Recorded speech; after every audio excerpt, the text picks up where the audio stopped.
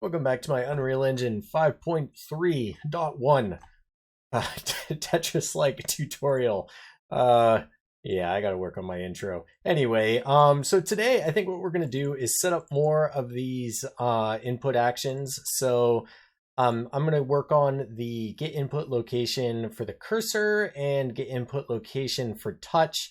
Unless you have a Android device set up, I think you can just use a built-in emulator. I'm not sure exactly how it works because I actually just test on my own phone. But I'll show you how to set it up either way.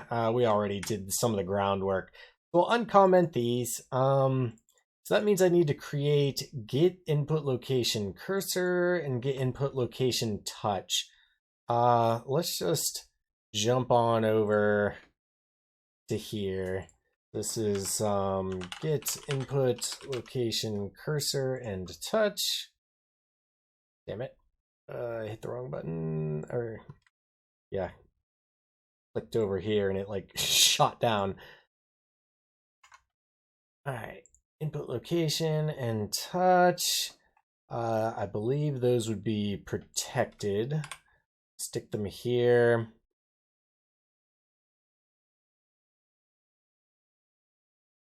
Why aren't you creating the definition for me? Come on. There we go. All right, so it was just taking its own sweet time. All right, we got them. Now, let's make sure that this compiles. Jump over here, and I'm going to launch the editor because I want to take a look at the actual input actions. I'm pretty sure I just set them up as booleans, but they don't, well, they shouldn't be booleans if I did set them up that way. I think they should be f vectors 2Ds. So I'm just going to double check that. But we did already add these when I just copy and pasted the entire input section. So they're in here already at least.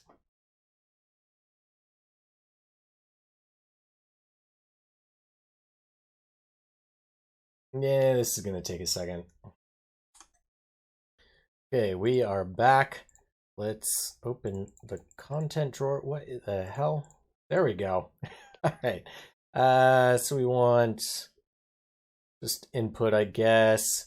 So this is input action touch. Yeah, this shouldn't be a bool. It should be an axis 2D. Let's save that little guy. And then for cursor, will be the same. Vector 2D. Save. All right, perfect. We'll close those down. I'll close down the editor. Sometimes that pops up and sometimes it doesn't. I'm not really sure why it does or does not. All right, so now we have these set up and we're actually getting information from them. So, or well, in theory we are. So let's go back over to the player board and take a look at them. So we're going to be taking the input action value.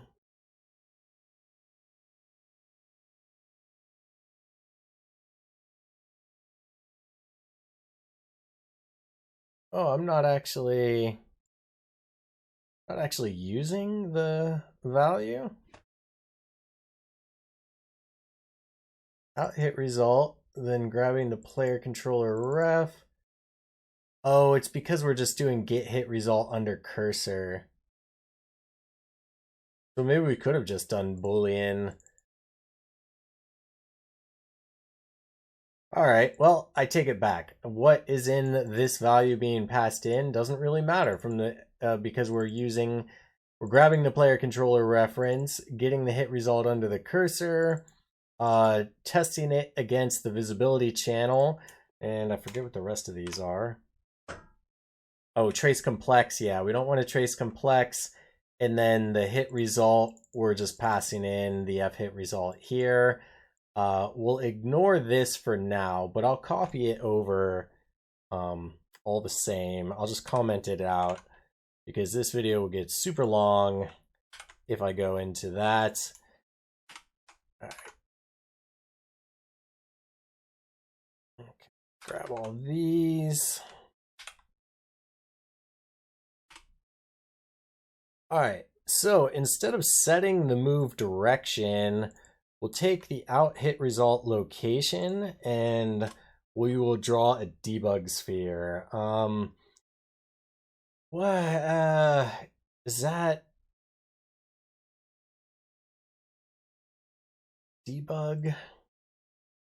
I forget exactly what I need to include for this. I'll check over here. Draw debug sphere.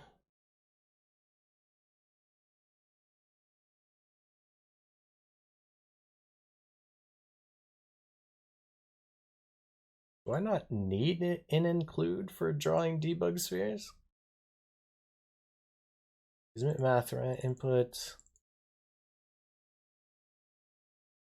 Huh.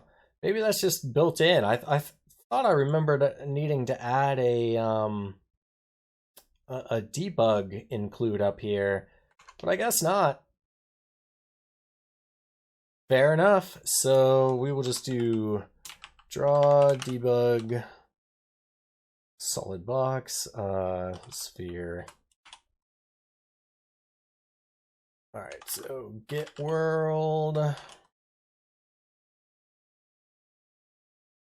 And then drawing it at the center, so we'll do, oh boy, I need all that. Center will be at the out hit result dot location. The radius, let's make it, I don't even know, like 200 maybe? Segments, I don't know, 10 is probably fine. F color. Usually like debug spheres to be red. Persistent lines are false. All right. And then for the lifetime, yeah, -1 is fine. So the default is fine for the rest of this. All right, and then I'll copy and paste this for the touch location. You can actually completely ignore this if you don't care about Android or whatever. But let's compile and launch again, and we should be seeing debug spheres when I click into the screen now. I may need to mess with the blocking visibility channel, but I think I did that in a previous video. If not, I'll review it real quick. Good, and it was much quicker this time. Oh, that's huge too. Okay, sweet. But we're getting it though, so yeah, and I am hitting the back plate, so that's all good. I'm gonna decrease that size of the debug sphere. Make that just 100.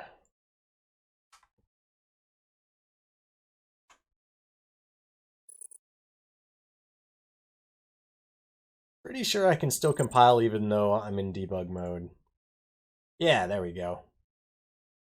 Seems to have a little bit of lag. I wonder why. I don't remember it being like that in the Cuba Minnow thing.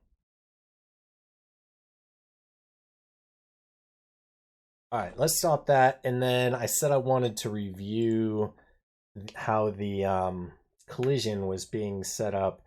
So let's go into blueprints. We want actors.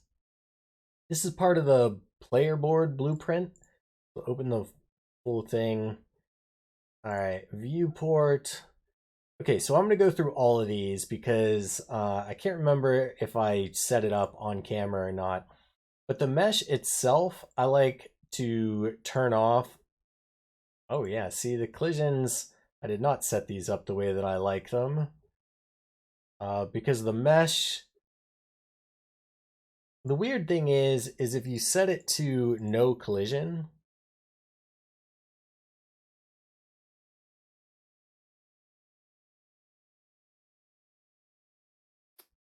oh, here, the preset is what I'm looking for, no collision. The weird thing is it still gives an object response of block to like world static, dynamic, all that stuff. And I don't know why. Because no collision, I would think, would be ignore all. So just to be certainly sure, I set it to ignore everything and I turn off overlap events. The middle cube, no, that's just a position. Also a position, location. Detrimental spawn is location. Camera, also a location. The raycast collider. Now this, I do want collision for. Okay, so I did set this up. It's still world static. I set it to custom. I clicked ignore everything and it only blocks visibility now. And that's what I'm tracing against with the get hit result under cursor. And top location. Okay, we're a pawn. Custom, only blocking world dynamic. And that is good. Bottom collision should be the same. Good.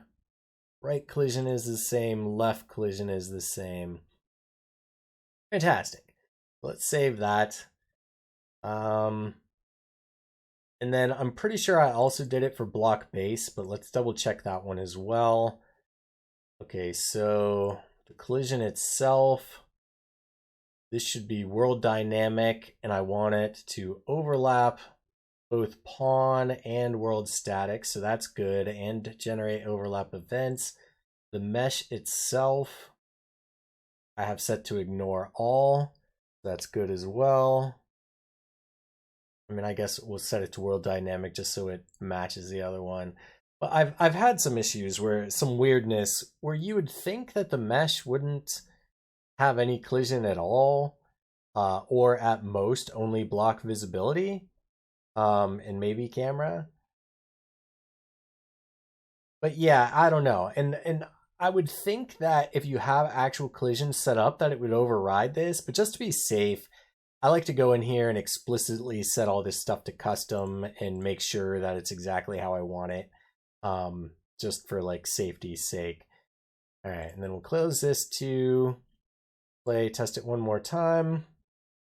Good, perfect.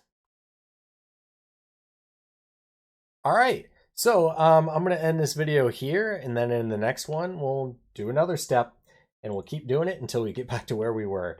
Hope you enjoyed this video. I'll see you in the next one.